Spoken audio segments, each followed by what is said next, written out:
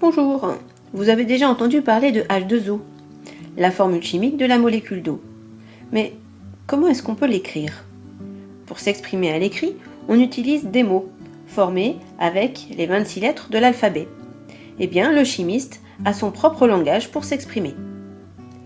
L'alphabet du chimiste correspond au symbole utilisé pour les atomes. Un symbole pour chaque atome. Ici, un C majuscule pour le carbone, H majuscule pour l'hydrogène, O majuscule pour l'oxygène.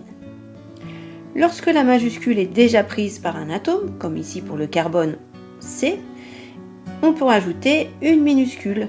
Pour le cuivre, on aura donc C majuscule, U minuscule.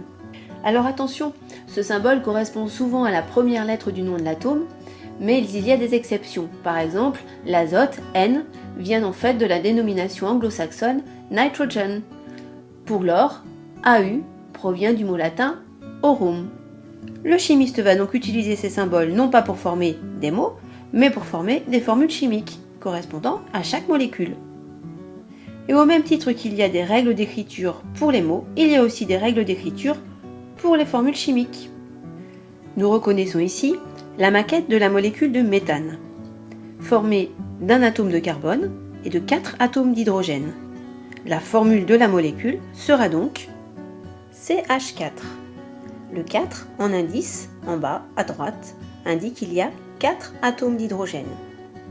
Le 1 en indice, en bas à droite du carbone, indique qu'il y a un atome de carbone.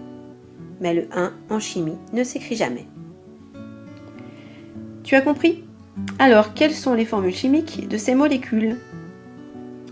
Le langage du chimiste n'a plus de secret pour toi, alors bonne réflexion.